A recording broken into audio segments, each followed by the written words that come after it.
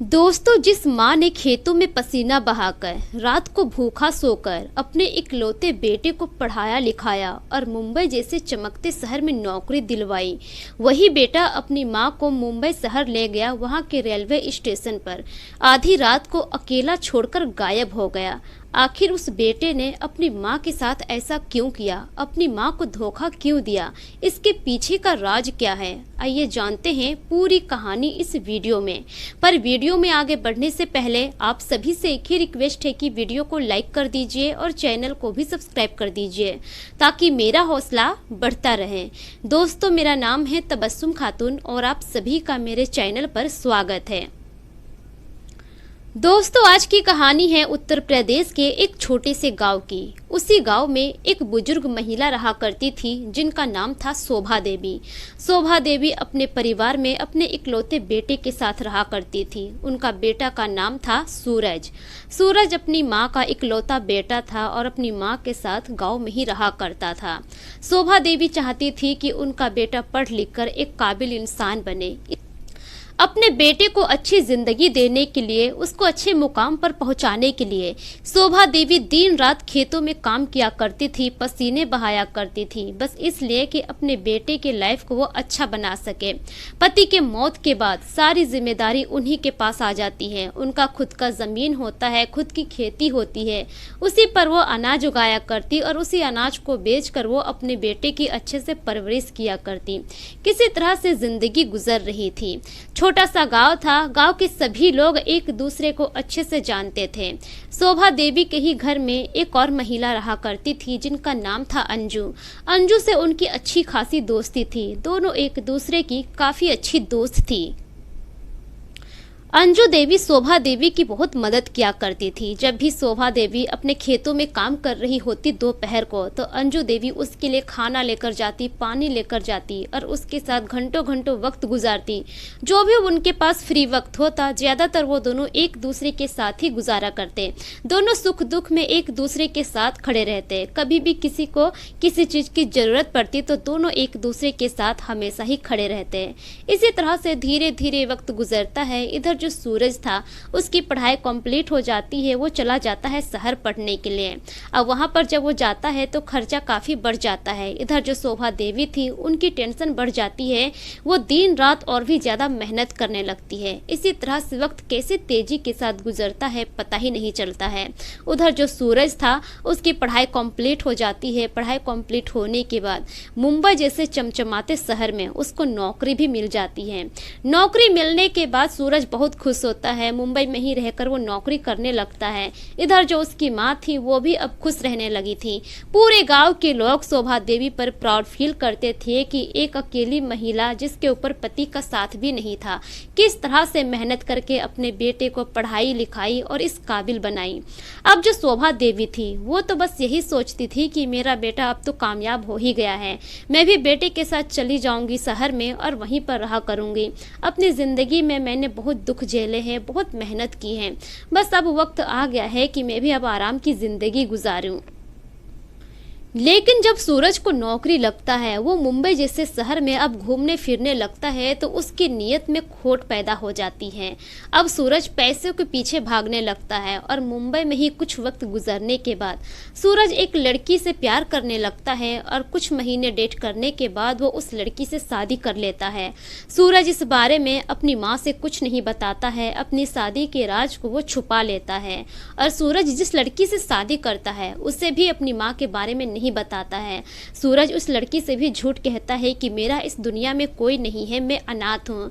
लेकिन जो सूरज की पत्नी थी, वो बहुत ही अच्छी लड़की थी, बहुत ही संस्कारी और अच्छे स्वभाव की थी। वो कई बार पूछती है उससे उसके अतीत के बारे में, लेकिन बार बार सूरज एक ही बात कहता है कि मेरा उस दुनिया में कोई नहीं है, मैं अकेला हूँ, मेरा कोई रिश्तेदार भी नहीं है। अब जो उसकी पत्नी थी, वो सूरज को ही अपना सब कुछ समझ लेती है और उसी के साथ मुंबई में अपनी जिंदगी गुजारने लगती है। सूरज सूरज मुंबई में ही काम करता था, लेकिन हर 6 महीने के बाद वो अपने गांव आता था। उसकी माँ जो भी अनाज उगाती थी और उस अनाज को बेचकर जो भी पैसे अपने पास रखती थी, वो सारे पैसे सूरज ले जाता था और वहां पर अपनी बीवी के साथ उन पैसों से ऐश करता था। और जो भी वो कमाता था उसमें का 1 रुपया भी, फूटी कौड़ी भी अपनी माँ को नहीं भेजता था। अब जब भी सूरज घर आता, उसकी माँ सिर्फ एक ही बात कहती कि बेटा, तुम्हें पढ़ाने में, तुम्हें बड़ा करने में मैंने बहुत मेहनत की है। तुम्हें तो पता है ना कि जब तुम छोटे थे तभी तुम्हारे पापा की मौत हो गई। अब मैं चाहती हूँ कि मैं आराम की ज़िंदगी गुजारूँ। अब खेती बाड़ी का काम मुझसे नहीं होगा। उम्र काफ़ी हो गई है, अब मैं बहुत थक गई हूँ, मैं आराम करना चाहती हूँ। अगर तुम गाँव में नहीं रहना चाहते तो मुझे तुम अपने साथ ले चलो शहर में, मैं भी शहर में रहना चाहती हूँ। अब जो सूरज था वो बार बार बहाना बनाता कि माँ कुछ वक्त और यहीं पर रुक जाओ, ले जाऊंगा, थोड़ी दिन के बाद ले जाऊंगा। इसी तरह से और कई साल गुजर जाते हैं, लेकिन सूरज का जो बहाना था वो बहाना ही रह जाता था, कभी अपनी माँ को ले नहीं जाता है।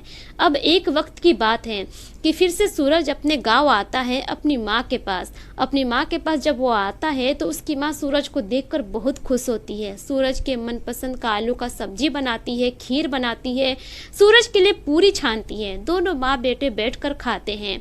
अब उस वक्त फिर से जो सूरज की माँ थी वो कहती है कि बेटा, मुझे यहाँ से ले चलो, मुझे अच्छा नहीं लगता है, तुम तो यहाँ रहोगे नहीं और मुझे भी यहाँ अच्छा नहीं लगता है तुम्हारे बगैर। तो एक काम करते हैं कि यहाँ का जितना भी ज़मीन है सब बेच देते हैं और वहीं शहर में जाकर शिफ्ट हो जाते हैं। वहाँ तुम एक अच्छा सा घर ले लेना, उसके बाद मैं तुम्हारी अच्छी से लड़की देखकर शादी करवा दूंगी।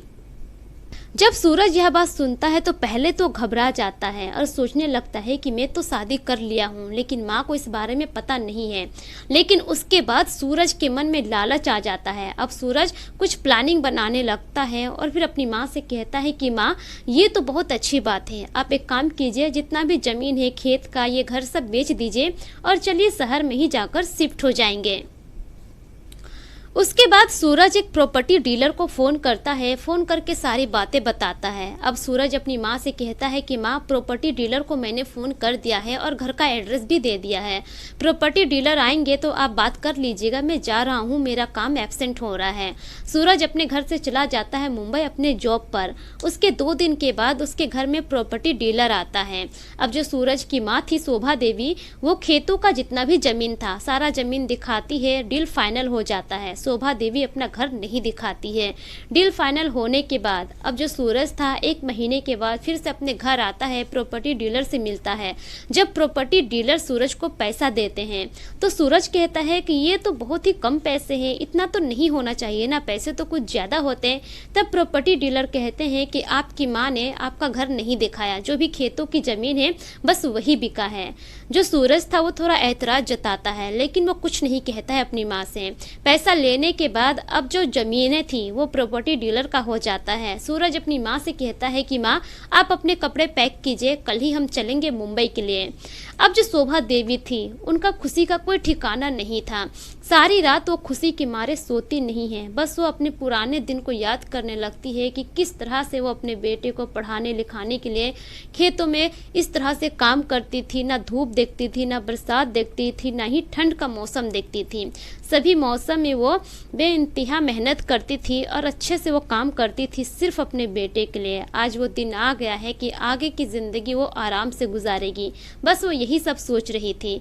धीरे धीरे सुबह का वक्त हो जाता है। दोनों माँ बेटे निकल जाते हैं रेलवे स्टेशन। वहाँ पर जाकर वो दोनों मुंबई के लिए ट्रेन पकड़ते हैं और सीधे मुंबई पहुँच जाते हैं। अब जैसे ही वो दोनों मुंबई पहुंचते हैं, मुंबई के रेलवे स्टेशन पर उतरते ही जो शोभा देवी थी वहां की भीड़ और चकाचौंध देखकर एकदम से हक्का बक्का रह जाती है और कहती है कि वाकई में ये तो सपनों की ही नगरी है, कितना खूबसूरत शहर है और बिल्डिंग कितनी बड़ी बड़ी है। अब जो सूरज था वो अपनी माँ से कहता है कि माँ, आप यहीं पर बेंच पर बैठिए, मैं एक ऑटो लेकर आता हूँ।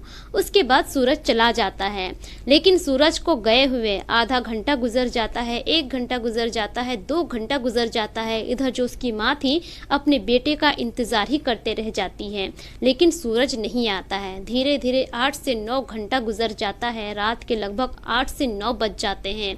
जब सूरज नहीं आता है तो शोभा देवी तरह तरह की बातें सोचने लगती है कि कहीं मेरे बेटे के साथ कुछ अनहोनी तो नहीं हो गया, कहीं वो मुसीबत में तो नहीं है। लेकिन जब बेटा नहीं आता है तो वो उसे ढूंढने के लिए सड़क पर उतर जाती है। बहुत सारे लोगों से पूछती है, लेकिन मुंबई जैसे शहर में सभी अपने अपने कामों में ही व्यस्त होते हैं। किसी को किसी से कोई मतलब नहीं होता है, कोई उनकी बातों का जवाब ही नहीं देता है। अब इस तरह से वो ढूंढते ढूंढते बहुत परेशान हो जाती है। थक हार कर वो रास्ते के ही एक साइड बेंच लगा हुआ होता है, वहीं पर बैठ जाती है और फूट फूट कर रोने लगती है। आजू बाजू के सभी लोग देखने लगते हैं कि आखिर ये बुजुर्ग महिला इस तरह से यहाँ पर रो क्यों रही है। तभी 2-3 लोग वहाँ पर आते हैं और पूछते हैं कि आंटी क्या हुआ, आप यहाँ पर इस तरह से रो क्यों रही हैं। उसके बाद शोभा देवी कहती है कि मेरा बेटा मुझे यहाँ लेकर आया था और पता नहीं वो कहाँ चला गया है। मैं कब से यहाँ पर बैठी हूँ, लगभग 8 से 9 घंटे हो गए, लेकिन मेरा बेटा वापस नहीं आया है। उसके बाद उसी में से एक व्यक्ति पूछते हैं कि आपके बेटे का फ़ोन नंबर है क्या। तो वो कहती है कि बेटा मैं तो पढ़ी लिखी नहीं हूँ, शायद नंबर भी मेरे पास नहीं है। तभी उनको याद आता है कि जो उनकी सहेली थी अंजू, वो पर्ची में उनके बेटे का नंबर लिखकर उनके थैले में डाल दी थी। उसी बात को याद करती है और अपने थैले में जब देखती है तो उनको पर्ची मिल जाता है। उस पर्ची को निकाल कर देती है उस व्यक्ति को। अब जो व्यक्ति होता है उसी नंबर पे जब फ़ोन करता है तो रिंग होने लगता है। उधर से सूरज रिसीव करता है। ये आदमी कहता है कि हेलो, क्या आप सूरज कह रहे हैं। उधर से कहता है कि जी हाँ, मैं सूरज कह रहा हूँ। फिर ये आदमी कहता है कि आपकी माँ यहाँ पर रो रही है और आपका इंतज़ार कर रही है। सूरज जब इतना सुनता है तो उसी वक्त फ़ोन कट कर देता है। जब ये आदमी दोबारा फ़ोन लगाता है तो फ़ोन बिजी बता रहा था। वो आदमी समझ जाता है कि नंबर ब्लैक लिस्ट पे चला गया है। वो आदमी उस महिला यानी कि शोभा देवी को बताता है कि आपका बेटा शायद अब नहीं आने वाला है, क्योंकि उसने मेरे नंबर को ब्लैक लिस्ट में डाल दिया है और फ़ोन भी काट दिया। अब जब यह बात शोभा देवी सुनती है तो उनको बहुत बुरा लगता है, वहीं पर फूट फूट कर रोने लगती है। दरअसल जो सूरज था अपनी माँ से वो छुटकारा पाना चाहता था, इसलिए गांव के जो खेतों की ज़मीन थी वो ज़मीन भी बेच दिया, सारा पैसा अपने साथ ही लेकर चला गया और अपनी माँ को उस हालत में छोड़ दिया। शोभा देवी को समझ में नहीं आ रहा था कि अब वो कहाँ जाएगी। ज़िंदगी में पहली बार वो मुंबई जैसे शहर में आई थी, उम्र भी काफ़ी हो गई थी, उनके पास तो पैसे भी नहीं थे। तभी वहाँ से एक लड़की गुजर रही थी जिसका नाम होता है काजल। काजल एक सोशल वर्कर थी। जब वो वहाँ पे भीड़ देखती है कि लोगों की भीड़ लगी हुई है और किसी महिला की रोने की आवाज़ें आ रही है, वो अपनी गाड़ी रोकती है वहीं पर और आती है शोभा देवी के पास और पूछती है कि माँ जी आपको क्या हुआ, आपकी परेशानी क्या है और आप रो क्यों रही है। शोभा देवी अपनी सारी परेशानी बताती है काजल से। अब काजल कहती है कि माँ जी अब आप बताइए, आपको अपने घर जाना है या फिर कहीं यहीं पर किसी वृद्ध आश्रम में आपको छोड़ दूं। शोभा देवी कहती है कि बेटा तुम मुझे मेरे गांव ही छोड़ दो, मेरा वहां पर खुद का घर है, मैं अपने गांव पर ही रहूंगी। उसके बाद काजल पूछती है कि आपके गांव का नाम क्या है। शोभा देवी बताती है कि उत्तर प्रदेश का ही एक गांव है, वहीं पर मैं रहती हूँ। उसके बाद काजल गूगल पे पहले उस गांव के बारे में पता करती है तो वाकई में वो गांव होता है। अब जो शोभा देवी थी वो कहती है कि बेटा मैं तो अपने घर चली जाऊँगी, लेकिन अकेले नहीं जा सकती हूँ, मैं पढ़ी लिखी नहीं हूँ, मुझे ज़्यादा नॉलेज नहीं है, तुम मुझे मेरे घर तक छोड़ सकती हो। अब जो काजल थी वो कहती है कि माँ जी आप फिक्र मत कीजिए, मैं आपको खुद आपके गाँव तक छोड़ दूँगी। उसके बाद काजल अपना जरूरी काम छोड़कर शोभा देवी को ले जाती है रेलवे स्टेशन, टिकट बुक करती है और उसके अगले ही दिन उत्तर प्रदेश के लिए ट्रेन पकड़ती है। 24 घंटे के सफ़र करने के बाद शोभा देवी अपने गांव पहुंच जाती है, अपने घर जाती है। जैसे ही अपने घर का दरवाज़ा खोलती है, घर में सारा सामान बिखरा पड़ा हुआ था। वो यही सोचने लगती है कि अगर मैं खेतों के साथ साथ इस घर को भी बेच देती तो शायद आज मुझे रहने का ठिकाना नहीं होता, मैं इसी तरह से दर बदर की ठोकरें खाती। उस घर में जाते ही वो फूट फूट कर रोने लगती है और अपने पति को याद करने लगती है। काजल उन्हें समझाती है और कहती है कि माँ जी इस तरह से रोने से कुछ नहीं होने वाला है। जिस तरह पहले आप मेहनत किया करती थी, खून पसीना बहाया करती थी। फिर से वक्त आ गया है उसी तरह से मेहनत करने का और आपके बेटे को दिखाने का कि आप इस उम्र में भी बहुत कुछ कर सकती है। इस तरह से काजल शोभा देवी को हौसला देती है। तभी थोड़ी ही देर के बाद वहाँ पर अंजू आ जाती है, उनकी सहेली, और वो कहती है कि तुम तो जाते वक्त कह रही थी कि शायद अब तुम कभी गाँव नहीं आऊंगी, लेकिन आखिर ऐसा क्या हो गया वहाँ पर। शोभा देवी रोते हुए सारी बातें बताती है और अंजू के गले लग जाती है। अंजू कहती है कि तू रो मत, अब कुछ नहीं होगा ऐसा, मैं हूं ना तुम्हारे साथ, मैं हमेशा तुम्हारे साथ खड़ी हूं, तुम्हारे बेटे का कभी भला नहीं होगा। उसके बाद शोभा देवी जाते वक्त जो भी राशन देकर गई थी अंजू को, वो सारा राशन उसे लौटा देती है और कहती है कि ये ले, तेरा सारा राशन वैसे ही रखा हुआ था, मैंने इसमें से कुछ भी खर्चा नहीं किया है। काजल उस घर की अच्छे से साफ सफाई करती है, सारा सामान सही जगह पे रखती है और फिर खाना वगैरह बनाती है और उनको भी देती है खाने के लिए। अब इसी तरह से 2 दिन का वक्त गुजर जाता है। अब जो शोभा देवी थी वो काजल से कहती है कि बेटा अब तू बता कि मैं आगे क्या करूं। उसके बाद काजल कहती है कि माँ जी, आपको तो खेती बाड़ी का काम आता ही है, आप ऐसा सामान इसमें उपजाइए, ऐसी ऐसी सब्जी उपजाइए जो कि यहाँ पर ज़्यादा मिलती नहीं है। उसके बाद जो शोभा देवी थी जाती है जमींदार के पास, जमींदार से कुछ खेत ले लेती है गिरवी पर।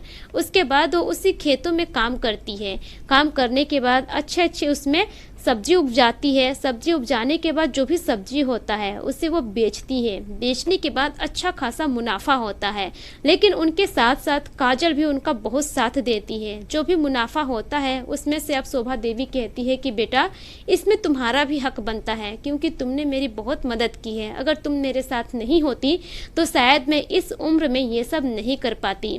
लेकिन जो काजल थी वो लेने से मना कर देती है और कहती है कि नहीं माँ जी, ये सब आप ही रखिए, ये सब आपके लिए है। उसके बाद काजल शोभा देवी को ले जाती है बैंक में। बैंक में ले जाने के बाद खाता खुलवाती है और सारे पैसे उनके खाते में ही डलवा देती है। इसी तरह से लगभग 1 से 1.5 साल का वक्त गुजर जाता है। अब जो काजल थी उसको गांव में ही अच्छा लगने लगता है, इसलिए वो दोबारा शहर नहीं जाती है। शोभा देवी के साथ ही वो गाँव में रह जाती है। अब 1.5 साल के बाद एक दिन अचानक से सूरज आता है उसी गांव में और अपने घर। जब अपने घर आता है तो देखता है कि उस घर की मरम्मत हो रही है। सूरज को ऐसा लगता है कि शायद उसके घर को किसी ने हड़प लिया है, उसके घर को किसी ने कब्जा कर लिया है। अब वो अपने घर में जाकर हल्ला चिल्ला करने लगता है। थोड़ी ही देर के बाद वहां पर शोभा देवी आ जाती है और काजल आ जाती है। लेकिन सूरज के कारनामे को पूरे गांव वाले जानते थे। गांव वाले आकर वहां पर जमा हो जाते हैं और सूरज को भला बुरा सुनाने लगते हैं। शोभा देवी को जब देखता है सूरज तो एकदम से दंग रह जाता है। वो ये सोचकर आया था कि शायद उसकी माँ अब मर गई होगी, जाकर गाँव का घर भी बेच देता हूँ। लेकिन जब वो गाँव आता है तो गाँव का मंजर तो कुछ और ही होता है। अब गांव का ही एक व्यक्ति उसी वक्त पुलिस को फोन कर देता है। पुलिस भी वहां मौके पर पहुंच जाती है। सूरज पूरे गांव वालों के सामने अपनी मां से माफ़ी मांगता है और अपनी मां से कहता है कि मां मुझे माफ़ कर दीजिए, मुझसे बहुत बड़ी गलती हो गई। मैंने पैसों के लालच में आकर आपके साथ ऐसा काम किया। दरअसल मैंने बहुत पहले ही शादी कर ली थी और शादी की वजह से ही मैं गांव में नहीं रहना चाहता था, और मुझे माफ़ कर दीजिए कि मैंने आपको शादी के बारे में कुछ नहीं बताया। शादी वाला राज मैं आपसे छुपा कर रखा। शोभा देवी कहती है कि तुमने जो मेरे साथ किया वो अच्छा नहीं किया। मैंने तुम्हें पढ़ाया लिखाया, इस काबिल बनाया कि तुम मेरे बुढ़ापे का सहारा बनोगे, लेकिन तुमने पैसों की लालच में आकर मेरे साथ ही इतना गलत काम किया। अगर उस दिन मुंबई में मुझे ये लड़की नहीं मिलती तो पता नहीं मेरा क्या होगा। इस लड़की ने मुझे सहारा दिया, अपनी माँ की तरह माना और मेरे साथ यहाँ तक आ गई, और आज मैं इसी लड़की की वजह से यह सब कर पा रही हूँ और इस घर की मरम्मत कर पा रही हूँ। उसके बाद शोभा देवी पुलिस से कहती है कि सर इसको छोड़ दीजिए, ये घर मेरे नाम पर है, ये घर को बेच नहीं पाएगा मेरे मर्जी के बगैर, तो इसको छोड़ दीजिए और इसे जहाँ जाना है जाने दीजिए। शोभा देवी के कहने पर पुलिस वाले सूरज को छोड़ देते हैं। सूरज वहाँ से शर्मिंदा होकर चला जाता है वापस मुंबई। अब इधर जो शोभा देवी का घर था, घर मरम्मत करने के बाद उस घर को एक वृद्ध आश्रम में बदल दिया जाता है।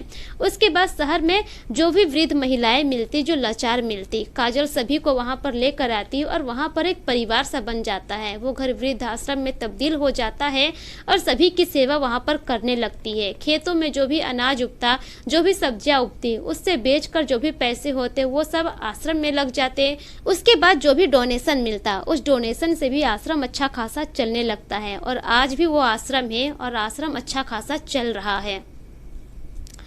तो दोस्तों, ये रही पूरी कहानी आप लोगों के सामने। इस कहानी से आप लोगों को क्या सीख मिली, अपने अपनी राय कमेंट में जरूर दीजिए। यह एक सच्ची घटना से प्रेरित काल्पनिक कहानी है। इस कहानी में सभी पात्र के नाम बदल दिए गए हैं।